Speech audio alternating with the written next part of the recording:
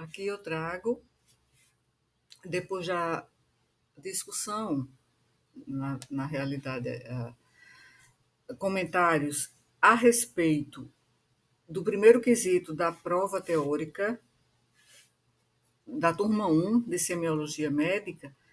Eu trago agora comentar, não houve tempo, eu gravei o vídeo sobre o primeiro quesito de forma bastante rápida, e aqui venho agora comentar os dois últimos quesitos que foram parte, né, da minha avaliação, a parte que me tocou nessa avaliação teórica. Então, o segundo caso está aqui, coloco aqui na tela.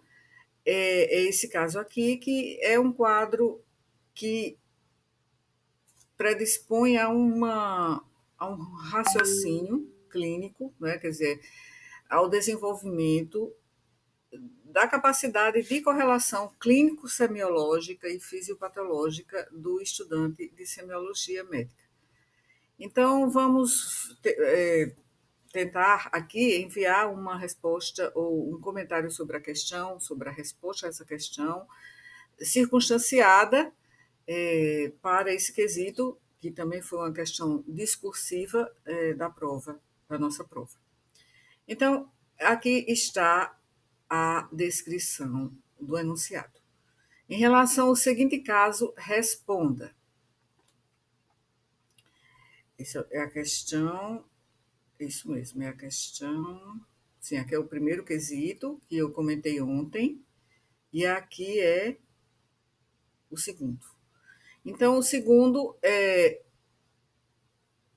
em relação a esse quadro, eu pedi qual é a síndrome clínica que está caracterizada aqui, qual a hipótese diagnóstica etiológica mais provável, lembre-se que eu coloquei aqui mais provável, qual o mecanismo fisiopatológico da semiogênese dos sintomas e sinais. Então, aqui eu descrevo uma mulher de 37 anos, estudante, previamente saudável, com a queixa principal de ardência para urinar há 3 dias. Então, na história da doença atual, é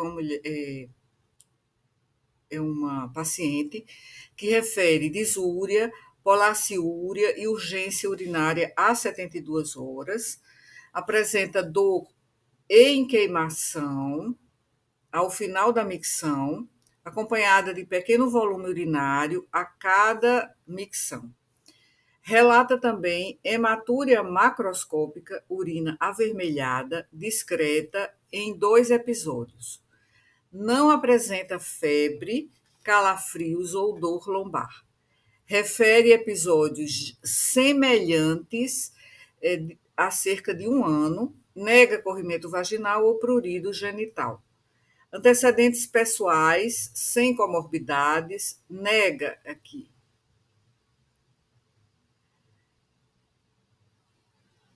Nega uso crônico de medicamentos, relata vida sexual ativa, sem uso regular de preservativos.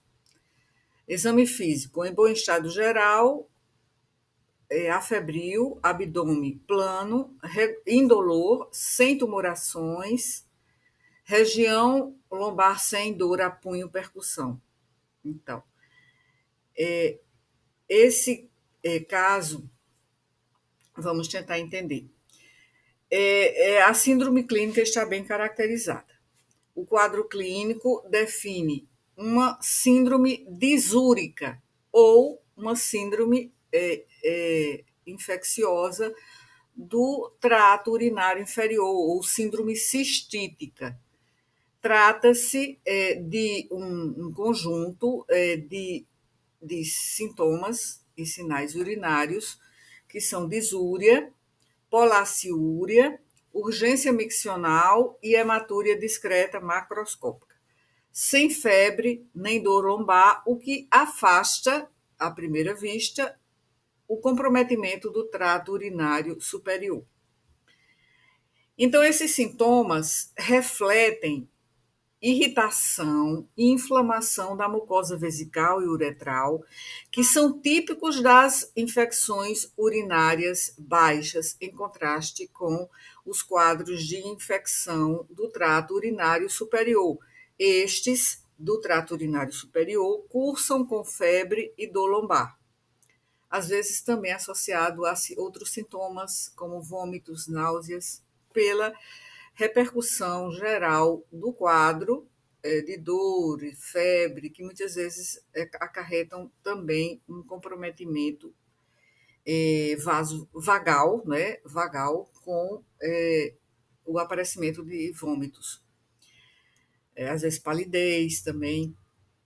Então, a hipótese diagnóstica, a síndrome que eu já mencionei, é uma síndrome cistítica ou do trato infecciosa do trato urinário baixo, em que o sintoma central é a disúria, e a hipótese etiológica mais provável é cistite bacteriana aguda não complicada, possivelmente causada por Escherichia coli, que é responsável por 75 a 90% dos casos em infecções das mulheres jovens. E fatores predisponentes que essa paciente tem reforçam a hipótese.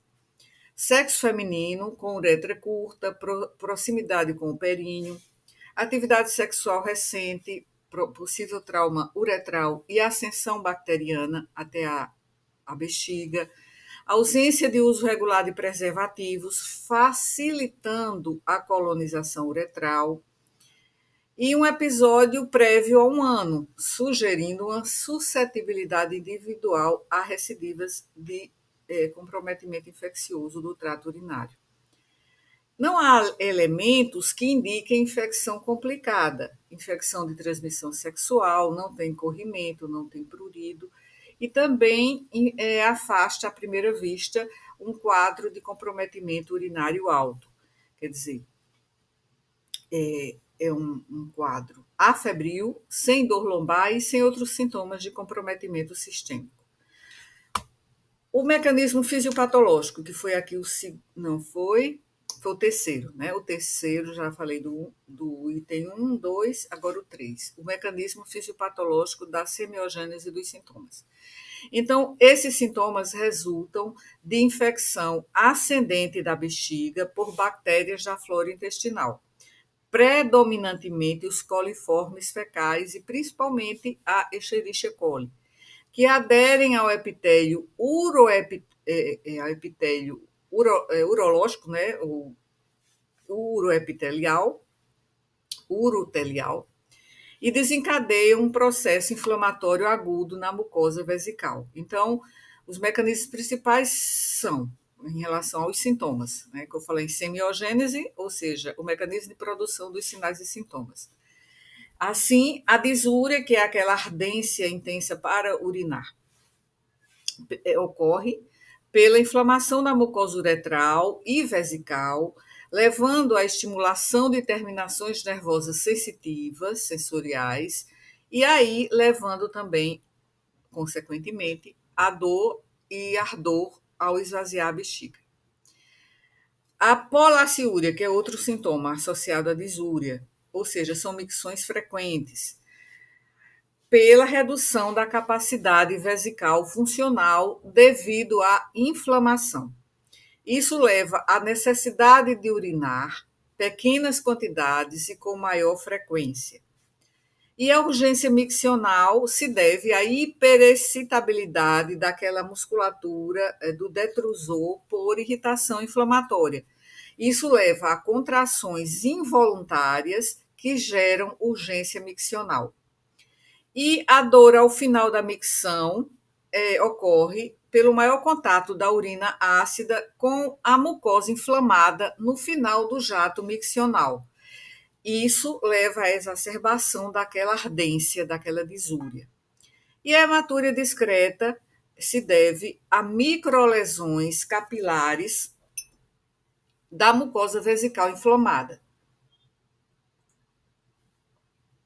Isso predispõe ao extravasamento sanguíneo para a urina.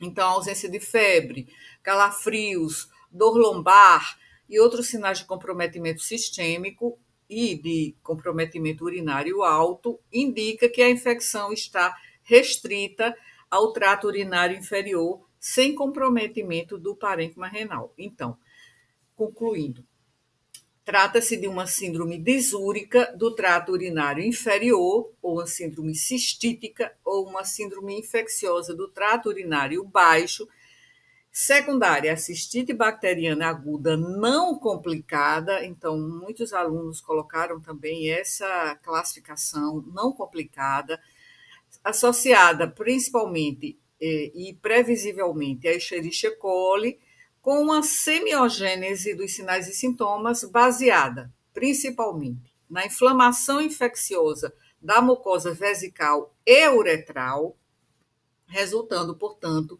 em disúria, polaciúria, urgência miccional e hematúria leve sem repercussão sistêmica.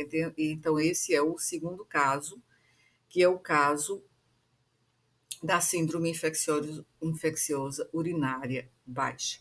Então, logo virei aqui com o quesito 3, que eu estou fazendo por partes, devido, né, a uma certa exaustão que a gente tem nesse final de semestre.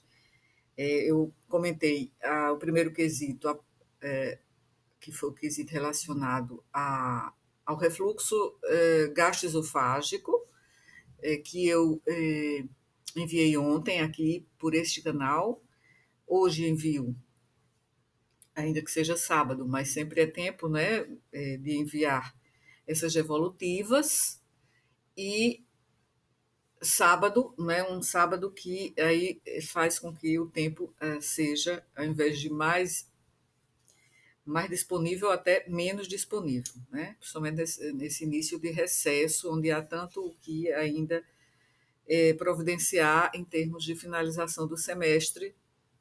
E aqui trago a devolutiva dessa segunda questão que coube a mim nessa segunda prova teórica de semiologia médica para a turma 1 em 20, não, no semestre 2025.1. Então, aí ainda trarei a devolutiva, provavelmente amanhã ou na segunda, trarei a devolutiva do terceiro quesito dessa prova. Então, até lá. Espero que vocês possam ter tempo de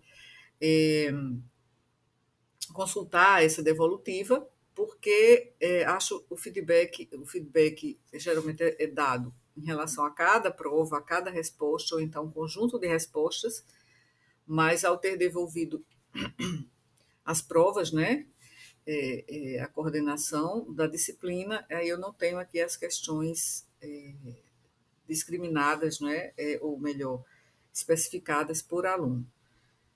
Então, eu envio assim de uma forma genérica, né, mais como uma devolutiva, mas que ajuda a converter a prova, a avaliação, em uma ferramenta pedagógica. Então, até a próxima devolutiva.